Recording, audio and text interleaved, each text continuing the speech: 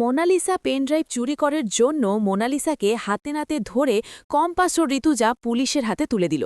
হ্যাঁ বন্ধুরা, এমনটাই দেখা যাবে। বিস্তারিত জানতে ভিডিওটি লাইক দিয়ে চ্যানেলটি সাবস্ক্রাইব করে ভিডিওটি না টেনে সম্পূর্ণ ভিডিওটি দেখতে থাকো। গল্পের শুরুতে দেখা যাবে মোনালিসার দাদু মোনালিসাকে বলছে, শোনো, তুমি চলে যাবা ওখানে টাউন হলে। সেখানে গিয়ে দেখবা যে কম্পাস আর ঋতুজা হাই চৌধুরী দুজনে মিলে ওখানে প্রেস কনফারেন্স করছে। আর সেখানে গিয়ে ওদের কাছে একটা হার্ড ড্রাইভ থাকবে, আর সেটাই তুমি ওদের কাছ থেকে ওই পেনড্রাইভটা কেড়ে নেবে।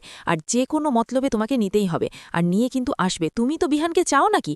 যদি তুমি ওটা নিয়ে আসতে পারো তাহলে কিন্তু তুমি বিহানকে পাবে, আর যদি না নিয়ে আসতে পারো তাহলে কিন্তু বিহান আর কম্পাসের মধ্যে যে বন্ধুত্ব ভালোবাসা সেটা কখনোই হয়নি, সেটাও কিন্তু হয়ে যাবে। ওই প্রেস কম্পেশন যদি হয়ে যেতে পারে। তখন বলে, না, আমি যে কোনো বিনিময়ে আমি ওই হার্ড ড্রেক্সটা আর ওই পেন ড্রাইভটা নিয়ে আসবো, তুমি একদম চিন্তা করো না দাদু, এসব বলে। আর সেখানেও পৌঁছে গিয়ে এসব কথাগুলো ভাবতে থাকে মোনালিসা। আর তখন কম্পাস বলে, এবার আমি আপনাদেরকে কিছু কথা বলি। 12 বছর আগে আমার বাবাকে ওরা ধরে রেখেছিল। এদিকে বিহান কলেজে আসে আর সিকিউরিটিকে ডাকতে থাকে, কিন্তু সিকিউরিটিকে কোনো কিছুতেই পাওয়া যায় না। এদিকে কম্পাস আবারও বলে, শুনুন, 12 বছর আগে আমার বাবাকে ওরা একটা জেলে বিনা কারণে ওরা পুড়ে রাখে। আর সেটা আমি বলে দিচ্ছি কি কারণের জন্যে। আমার বাবা একটা কিছু আবিষ্কার করতে চেয়েছিল। সেটা, আমরা ছোট্ট একটা গ্রাম পুরুলিয়াতে থাকতাম, সেখানে আমার বাবা একটা হাই স্কুলের সামান্য টিচার ছিল। আর ওরা আমার বাবাকে জোর করে সেখান থেকে নিয়ে চলে আসে, আর আমাকে আর আমার মাকে চুলও কেটে দেয়। আর সেখান থেকে আমি কখনো বলেছি যে আমি যেদিন আমার বাবাকে বের করতে পারবো, আমার নিজের কাছে আমি ফিরে আনতে হবে, সেদিন আমি চুল বড় করব, তাছাড়া আমি কখনো করব না বলে আমিও চুলটা রাখিনি। তো শুনুন, আমার বাবা একটা ছোট্ট গবেষণা করতে চেয়েছিল, যেটা দেশের ভালো হবে, তাই।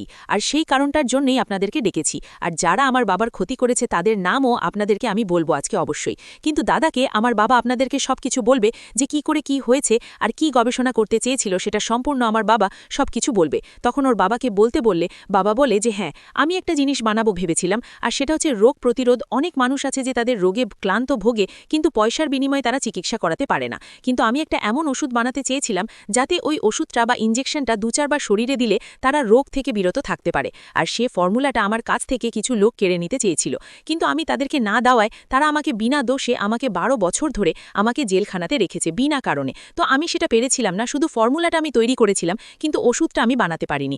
এদিকে মোনালিসার দাদু মোনালিসাকে ফোন করে আর বলে, ওদিকের খবর কি বল। তখন মোনালিসা বলে, দাদু, ওরা কার নাম বলছে? কে নাকি ওর বাবা অভিজিৎ ভৌমিককে নাকি জেলে পুড়িয়ে রেখেছিল, কিন্তু আমি তো ঠিক বুঝতে পারছি না। তুমি কি জানো ওরা কার নাম বলতে চাইছে? আর ওরা বলছে পেশের সামনে নাকি ওরা সবকিছু দেখাবে, আর ওর বাবাও তো আছে, ও বাবার মুখ থেকে সবকিছু ওরা জানবে শুনবে, এসব বলছে। তখন অভিজ্ঞান দত্ত বলছে, শোনো, তোমাকে যে করেই হোক না কেন ওই প্রেস মিটটা থেকে আটকাতে হবে, আর ওখান থেকে সেই ফর্মুলাটা চুরি করে আনতে হবে। যদি না পারো তাহলে জানবো যে তুমি আমার নাতলে না।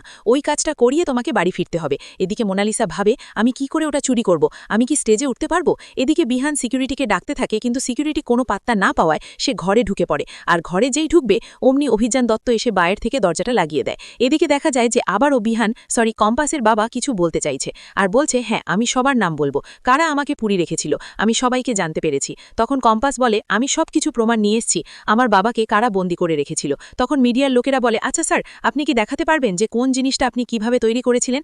তখন কম্পাস বলে, হ্যাঁ, অবশ্যই পারবো, কেন আমি পারবো না দেখাতে, আমি সেটা সঙ্গে করেই নিয়ে এসেছি। তখন অভিজিৎ ভৌমিক বলে, হ্যাঁ, আমি যেটা পেরেছিলাম না করতে, শেষ পর্যন্ত সেটা কিন্তু আমার মেয়ে করে ফেলেছে।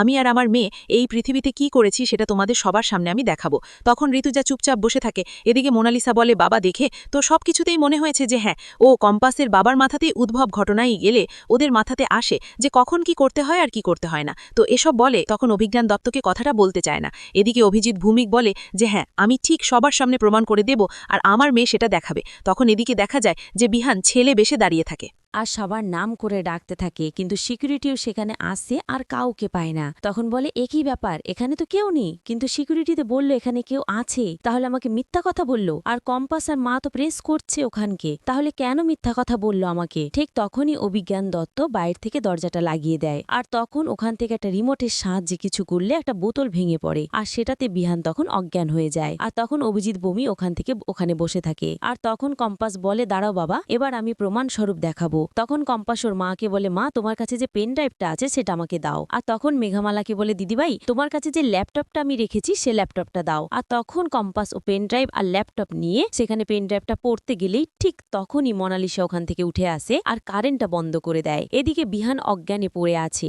আর তখন জিতুজা বার কিনে বিহানকে ফোন করছে, কিন্তু বিহান কিছুতেই ফোনটা ধরছে না। ও ভাবছে কেন ফোনটা ধরছে না এত কিছু হবার পর। এদিকে মোনালিসার ল্যাপটপটা নিয়ে এসে পেন ড্রাইভটা খুলে নিয়েছে। তখন ঋতুজা আবারও বিহানকে ফোন করছে। তখন ঋতুজা বলছে কি হয়েছে, বিহানকে তো আমি বলেছিলাম এখানে রাত 2টা চলে আসছে, কিন্তু আসলো না কেন। এদিকে একটা লোক দেখতে যায় কারেন্টের কাছে যে কারেন্ট কেন বন্ধ হয়ে গেছে। তখন দেখে যে মেন লাইনটা নামিয়ে দেওয়া হয়েছে। তখন বলে তাহলে এটা নিশ্চয়ই প্ল্যান করে করা হয়েছে। এদিকে কারেন্ট আসা মাত্রই অমনি জিজ্ঞাসা করে তাহলে কি আপনারা আমাদেরকে দেখাতে পারবেন না। তখন বলে হ্যাঁ পারবো না কেন। আর তখনই দেখা যায় ওখানে ল্যাপটপ আর পেন ড্রাইভ নাই। আর তখন কম্পাস খুঁজতে শুরু করে, আর কোথাও খুঁজে না পায় ঋতুজাকে বলে মা ল্যাপটপ আর পেন ড্রাইভ কোনোটাই নাই, সব চুরি করে নিয়ে চলে গেছে। এদিকে মোনালিসা রাস্তা দিয়ে হাঁটতে হাঁটতে আসলে 2টা গুন্ডা আসে, মোনালিসার কাছ থেকে ব্যাগটা কেড়ে নেয়। আর তখন ব্যাগটার থেকে টাকা পয়সা নিয়ে ব্যাগটা ছুঁড়ে ফেলে দেয়। এদিকে অখিলেশ আর কিঞ্জল কলেজে চলে আসলে ডাকে বিহানকে। তখন বিহান শুনতে পায় না। এদিকে সিকিউরিটি এসে বলে সারাকে তো আমি ডেকেছিলাম যে কিছু লোক এই কলেজে ঢুকেছিল তাই। তখন কিঞ্জল বলে শোনো বিহানের যদি কিছু হয় তাহলে আমি কিন্তু তোমাকে ছাড়বো না। বলে বিহানের কাছে গেলে দেখে বিহান অজ্ঞানে পড়ে আছে। তখন কিঞ্জল বলে বিহান তোর কিছু হবে না, আমি থাকতে তো কিচ্ছু করতে হতে দিবই না। তখন কিঞ্জল বলে দাদা তুমি ওখানে চুপ করে দাঁড়িয়ে দেখছো, তুমি আগে একটা গাড়ির ব্যবস্থা করো, ওকে নিয়ে যেতে হবে, আপনি যান একটা গাড়ির ব্যবস্থা করেন। এদিকে অখিলেশ হতবম্ব হয়ে যায় যে আমার ছেলের কি হয়েছে বলে। তো আজকের পর্বটা কেমন হয়েছে যদি ভালো লাগে কমেন্ট শেয়ার সাবস্ক্রাইব করবেন। আর কোনো জায়গাতে ভুল ত্রুটি বলে